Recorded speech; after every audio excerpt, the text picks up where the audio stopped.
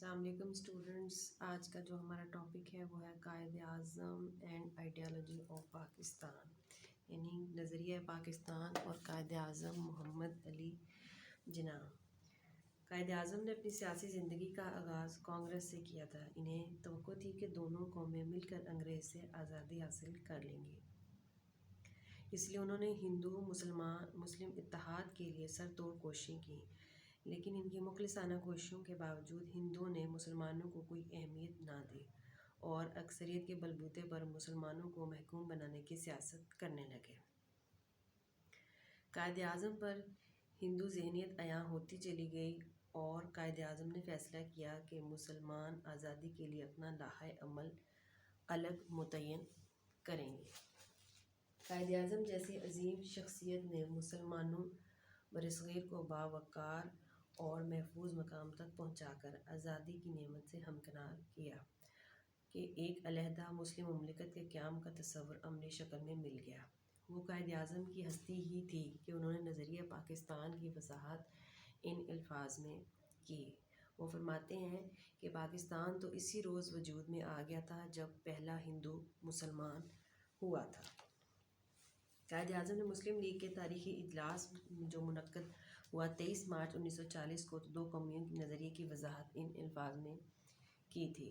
وہ فرماتے ہیں کہ 1000 سال سے ہندوؤں کی تہذیب اور مسلمانوں کی تہذیب ایک دوسرے سے بالکل الگ ہے اور دونوں قومیں آپس میں میل جول رکھتی آئی ہیں، مگر ان کے باوجود اختلافات بڑی شدت سے موجود ہیں. اس لیے یہ توقع رکھنا کہ جمہوری آئین کے دباؤ سے ہندو اور مسلمان ایک قوم واحد بن جائیں گے تو یہ سراسر غلط ہے. جب ہندوستان میں 150 سال سے برطانوی حکومت اس مقصد میں کامیاب نہیں ہو سکی تو اب یہ خام خیال ہے کہ ہندوستان کی حکومت کامیاب ہو جائے گی. ہندوستان کا سیاسی مسئلہ فرقوں سے متعلق نہیں بلکہ قوموں سے متعلق ہے. قائد اعظم نے قرارداد لاہور کے صدارتی خطبے میں دونوں قوموں کے اختلافات کو یوں بیان فرمایا: اسلام اور ہندو دھرم صرف مذاہب ہی نہیں بلکہ وہ دو مختلف معاشرتی نظام ہیں. چنانچہ اس خواہش کو خواب و خیال ہی کہنا چاہیے کہ ہندو اور مسلمان مل کر ایک مشترکہ قوم تخلیق کر سکیں گے.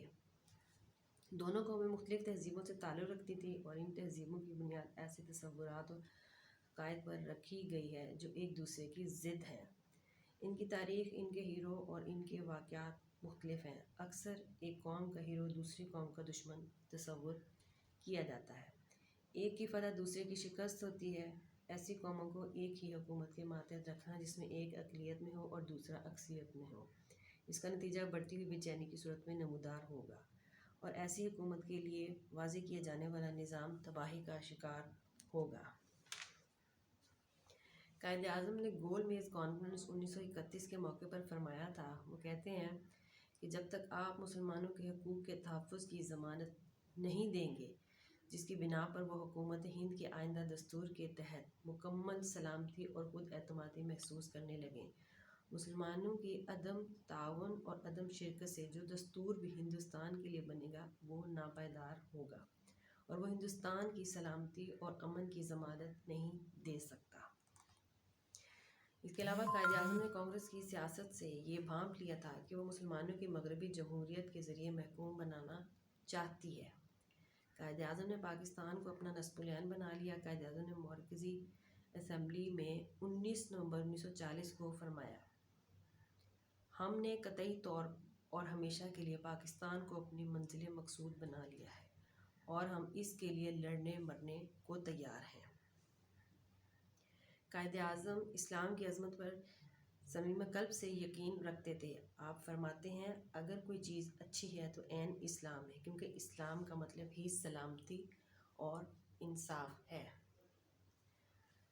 قائد اعظم نے 14 فروری 1947 کو سبی میں فرمایا: میرا ایمان ہے کہ ہماری نجات اصل حسنہ پر چلنے میں ہی ہے. ہمیں اپنی جمہوریت کی بنیادیں اسلامی تصورات اور اصولوں پر رکھنی ہوں گی. قائد اعظم محمد علی جناح نے مسلمانوں کی قیامت تک رہنمائی کے لیے قرآن اور اصل حسنہ کو کافی سمجھتے تھے. یہی وجہ ہے کہ وہ ملت کی تعمیر کے لیے ایک خدا، ایک رسول اور ایک کتاب کو کافی سمجھتے تھے۔ آپ نے مسلم لیگ کے اجلاس 1943 میں منعقدہ کراچی میں فرمایا۔ وہ فرماتے ہیں کہ وہ کون سا رشتہ ہے جس میں منسلک ہونے سے تمام مسلمان دست واحد کی طرح ہیں؟ وہ کون سی چٹان ہے جن پر ملت کی عمارت استوار ہے؟ وہ کون سا لنگر ہے جس سے اس امت کی کشتی محفوظ کر دی گئی؟ وہ رشتہ، وہ چٹان اور وہ لنگر خدا کی کتاب قرآن مجید ہے۔ اس حوالے سے اسٹوڈنٹس، مجھے ایک شعر یاد آ رہا ہے جو علامہ محمد اقبال رحمۃ اللہ علیہ نے فرمایا۔ وہ فرماتے ہیں کہ قرآن میں ہو غوطہ زن اے مرد مسلمان، قرآن میں ہو غوطہ زن اے مرد مسلمان، اللہ کرے تجھ کو عطا جرت کردار۔ اسلام ایک مکمل جو کہ ضابطہ حیات ہے۔ اس کے سنہری اصول جس طرح 1400 سال پہلے قابل عمل تھے، اسی طرح آج بھی اور آئندہ قیامت تک کے لیے قابل عمل رہیں گے۔ قائد اعظم نے 1948 میں یوم میلاد النبی صلی اللہ علیہ وآلہ وسلم کے موقع پر فرمایا، اسلام محض چند رسومات اور روایات کا مجموعہ نہیں بلکہ مسلمانوں کے لیے ایک کمپلیٹ کوڈ آف لائف ہے۔ اسلام کے اصولوں کی بنیاد احترام، انسانیت، آزادی اور انصاف پر رکھی گئی ہے۔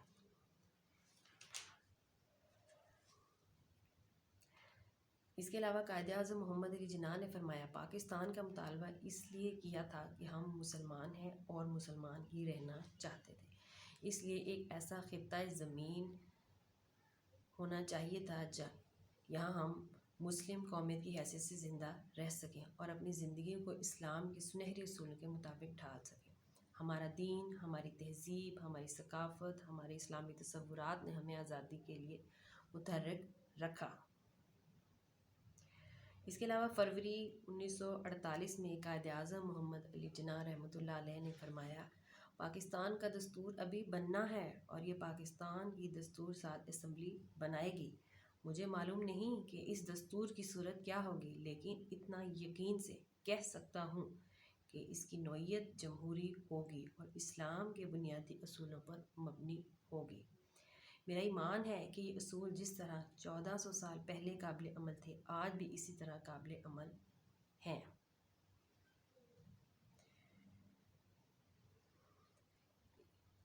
اس کے علاوہ قائد اعظم نے 21 مارچ 1948 کو ڈھاکہ میں خطاب کرتے ہوئے فرمایا، میں چاہتا ہوں کہ آپ بنگالی، سندھی، بلوچی، پٹھان وغیرہ بن کر نہ سوچیں، بلکہ یہ سوچیں کہ ہم سب مسلمان ہیں۔ ہمیں وہ سبق نہیں بھولنا چاہیے جو 1300 سال پہلے ہمیں سکھایا گیا تھا۔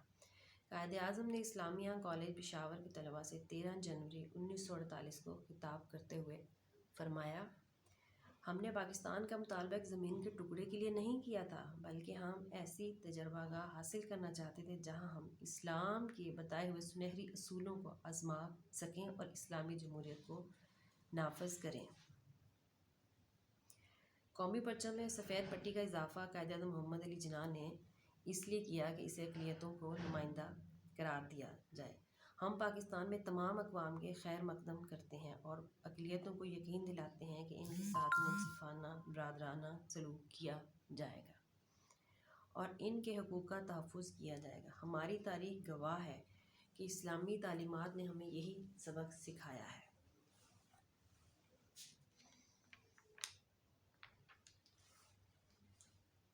اس کے علاوہ قائد اعظم محمد علی جناح کے معاشی نظام کو استحصالی نظام حیات خیال کرتے تھے۔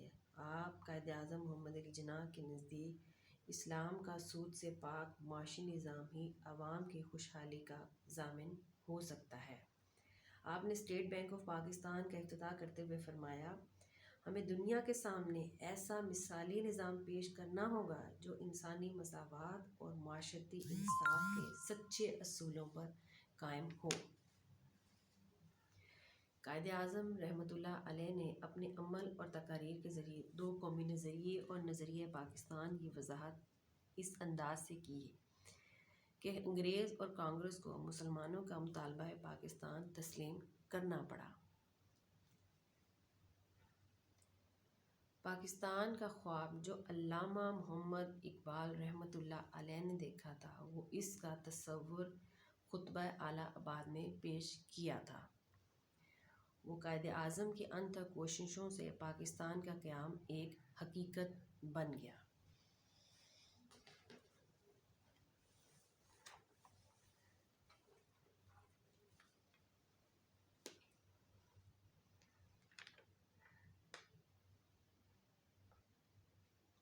اس کے علاوہ قائد اعظم محمد علی جناح نے برصغیر کے تاریخی تناظر میں موقف اختیار کیا کہ جنوبی ایشیا کے مسلمان ہرگز اقلیت نہیں بلکہ وہ ایک مکمل قوم ہیں، اور ان کو یہ حق حاصل ہونا چاہیے کہ وہ ان علاقوں پر مشتمل علیحدہ ریاست قائم کر سکیں جہاں ان کی اکثریت حاصل ہو۔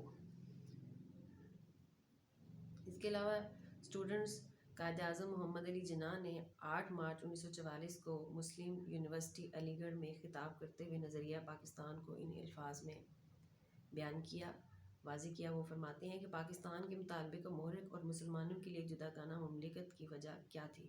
تقسیم ہند کی ضرورت کیوں محسوس ہوئی؟ اس کی وجہ ہندوؤں کی تنگ نظری ہے، نہ انگریزوں کی چال۔ یہ اسلام کا بنیادی مطالبہ ہے۔ تو اسٹوڈنٹس، یہ تو تھا آج کا ہمارا ٹاپک۔ امید ہے کہ آپ سب کو اچھے سے سمجھ آ گیا ہوگا۔ Thank you. اللہ حافظ۔